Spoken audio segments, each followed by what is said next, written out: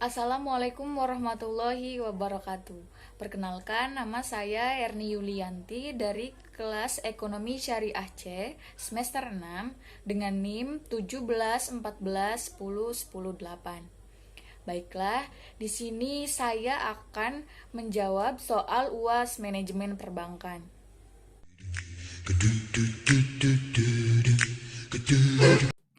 Baiklah, saya akan menjelaskan tentang prinsip 5C. C yang pertama yaitu karakter, yaitu melihat bagaimana karakter dan latar belakang calon peminjam atau nasabah yang mengajukan kredit.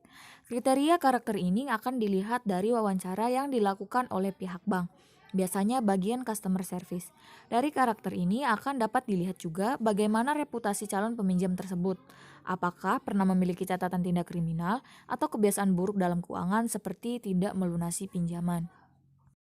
C yang berikutnya yaitu capacity. Capacity atau kerap disebut juga dengan capability yaitu bagaimana kemampuan calon peminjam dalam membayar kreditnya. Kriteria ini dilihat dari bagaimana nasabah tersebut menjalankan usahanya atau seberapa besar penghasilan yang diterima tiap bulannya. Jika pihak bank menilai bahwa nasabah tersebut tidak memiliki kemampuan yang cukup untuk membayar kredit, maka besar kemungkinan ajuan kreditnya akan ditolak.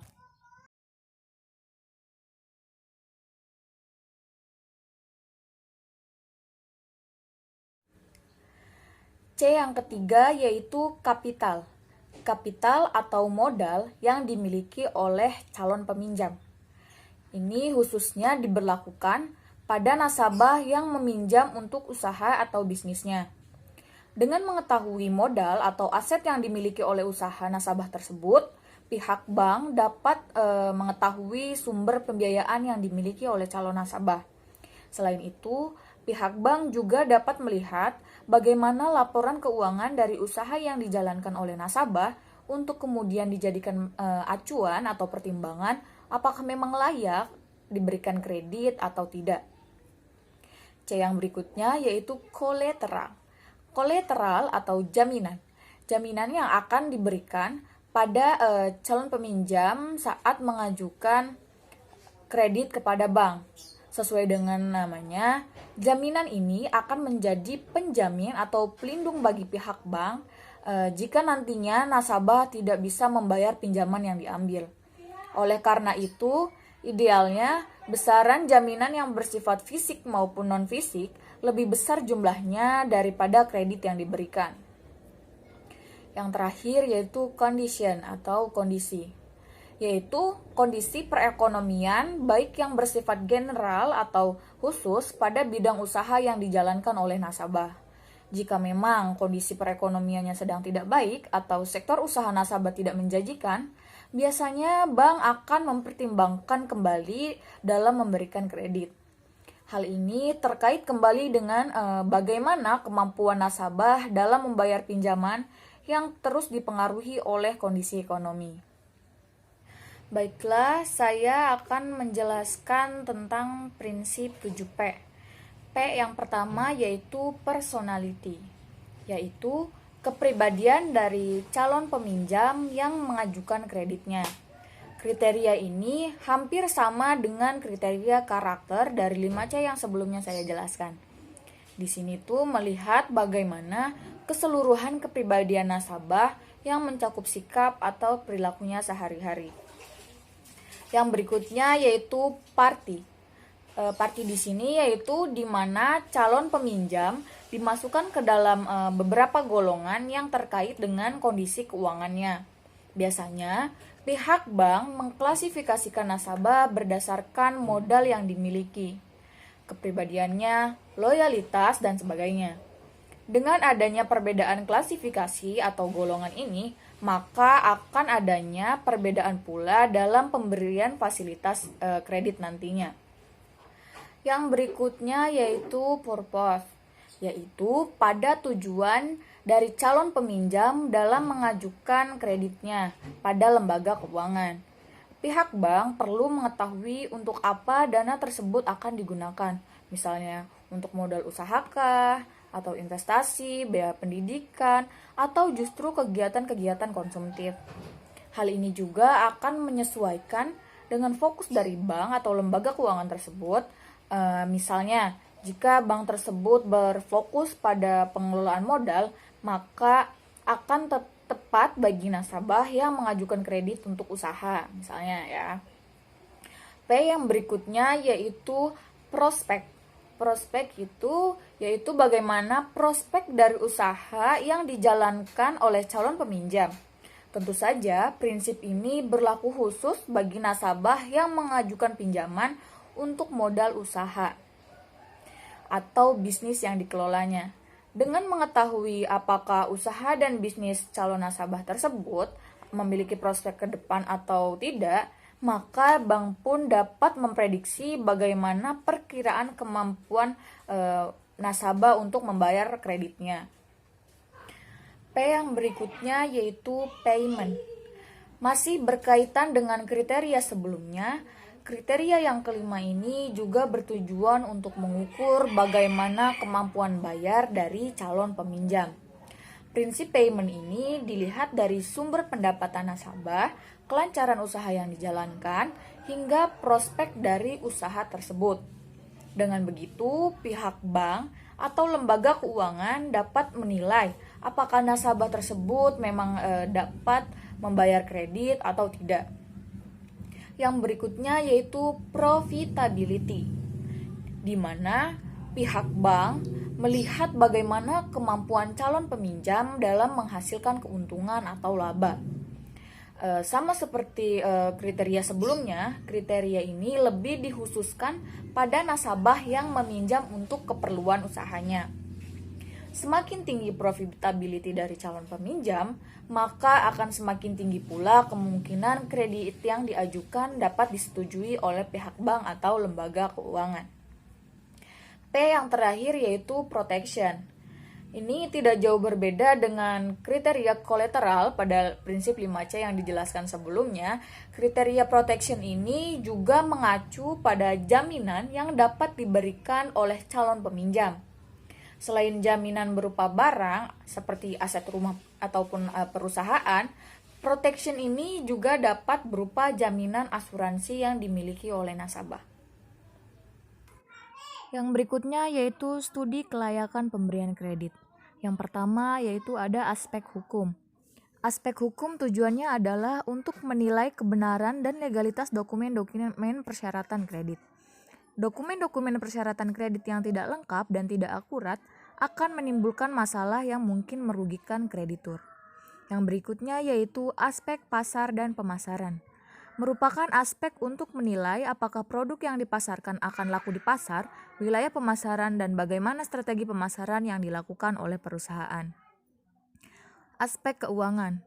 Aspek keuangan yaitu untuk menilai keuangan perusahaan yang dilihat dari laporan keuangan perusahaan. Yang berikutnya yaitu aspek teknis operasional, yaitu dalam aspek ini yang dinilai adalah masalah lokasi usaha, kemudian kelengkapan sarana dan prasarana yang dimiliki, termasuk layout gedung dan ruangan. Yang berikutnya yaitu aspek manajemen, untuk menilai bagaimana debitur menjalankan perusahaan, sumber daya manusia yang dimiliki perusahaan, serta rencana yang mampu diwujudkan debitur guna pembangunan usaha. Yang berikutnya yaitu aspek sosial ekonomi, yaitu untuk menilai dampak usaha yang diberikan terutama bagi masyarakat luas, baik ekonomi maupun sosial. Apakah memberikan dampak ekonomi dan sosial yang positif seperti pemberdayaan masyarakat sekitar untuk tenaga kerja perusahaan, sehingga mampu memberikan pendapatan bagi masyarakat. Yang berikutnya yaitu aspek AMDAL. Aspek ini sangat penting dalam rangka apakah usaha yang dibuatnya sudah memenuhi kriteria analisis dampak lingkungan terhadap darat, air, udara, dan sekitarnya.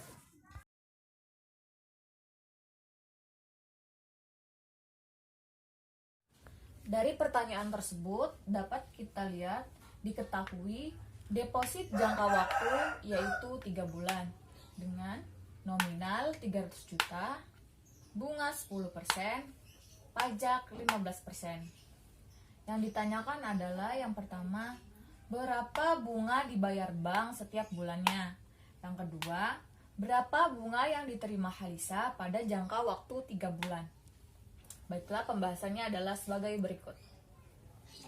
Untuk menjawab soal yang pertama, yaitu berapa bunga yang dibayar bank setiap bulannya. Yang pertama yaitu kita mencari bunganya dulu. Bunga sama dengan 10% dikali 300 juta dikali 1 bulan dibagi 12. Maka hasilnya adalah 2.500.000. Untuk mencari pajak yaitu 15% dikali 2.500.000. Ini dikali dari hasil bunga. Maka ketemu hasilnya yaitu 375.000. Untuk mencari bunga hasil bersih yaitu dengan cara bunga dikurangi pajak, yaitu 2.500.000 dikurangi 375.000. Maka hasilnya adalah 2.125.000. Maka bunga yang dibayarkan bank setiap bulannya adalah 2.125.000. Untuk mengetahui berapa bunga yang diterima Halisa selama 3 bulan, yaitu ada cara yang pertama yaitu dengan mengalihkan hasil dari bunga per bulan dikali 3 bulan. Kan kita tadi sudah diketahui ya hasil dari bunga per bulannya yaitu 2.125.000. Maka jadi kalau misalnya bunga untuk 3 bulan yaitu menjadi 6.375.000. Dari jawaban tadi bisa diuraikan seperti ini.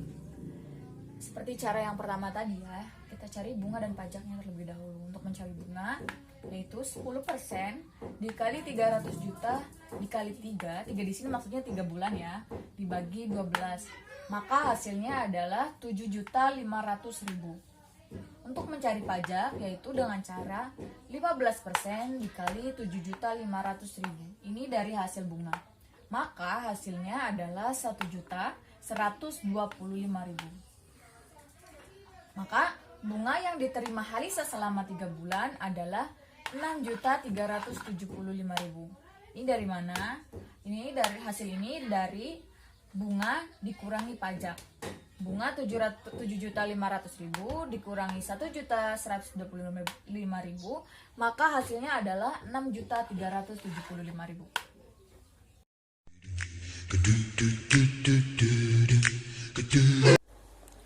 Secara umum tujuan pemasaran bank adalah ada 4. Yang pertama yaitu untuk memaksimumkan konsumsi sehingga dapat menarik nasabah untuk membeli produk yang ditawarkan oleh pihak bank secara berulang-ulang.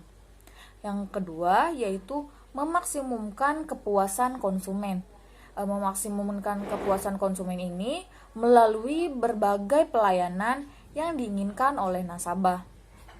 Yang ketiga yaitu memaksimumkan pilihan atau ragam produk.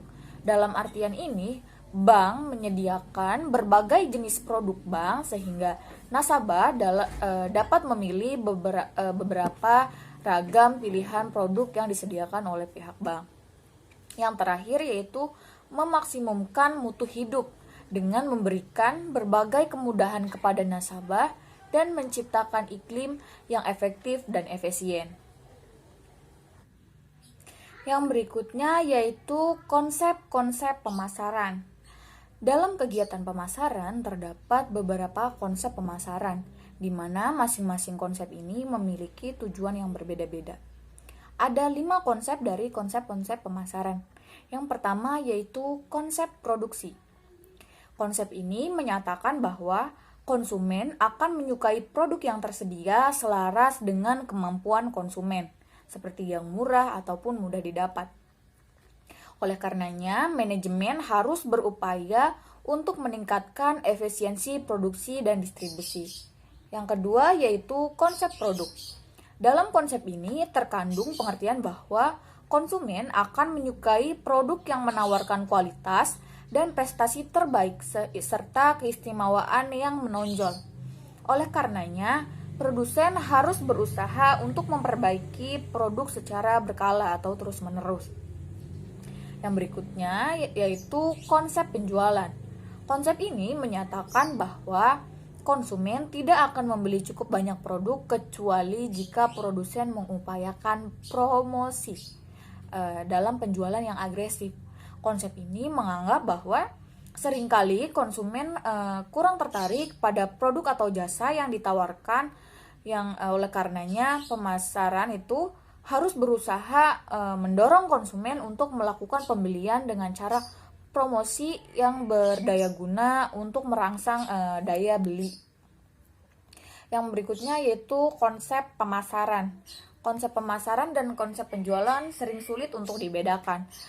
Dasar pemikiran yang terkandung dalam konsep pemasaran yaitu yang pertama yaitu pemuasan keinginan kelompok pembeli tertentu adalah menjadi tugas dari perusahaan. Yang kedua, untuk itulah diperlukan program riset pemasaran agar dapat diketahui keinginan pembeli. Semua kegiatan untuk mempengaruhi pembeli harus ditempatkan di bawah kontrol pemasaran yang terintegrasi. Kepuasan konsumen akan dapat menimbulkan loyalitas, kesan baik dari pembeli apabila perusahaan menganut konsep pemasaran. Maka semua akan diarahkan khusus untuk kepuasan konsumen. Bagian pemasaran berperan aktif sejak mulainya proses produksi, sebab konsumenlah yang akan menjadi tujuan utama yaitu kepuasannya. Jadi tidak hanya peningkatan volume dari penjualannya saja. Yang kelima atau yang terakhir yaitu konsep pemasaran kemasyarakatan. Konsep pemasaran kemasyarakatan ini berpendapat bahwa tugas pemasaran adalah menentukan kebutuhan, keinginan, serta kepentingan pasar sasaran dan memenuhinya dengan lebih efektif dan lebih efisien daripada para pesaing dengan cara mempertahankan dan meningkatkan kesejahteraan konsumen dan masyarakatnya.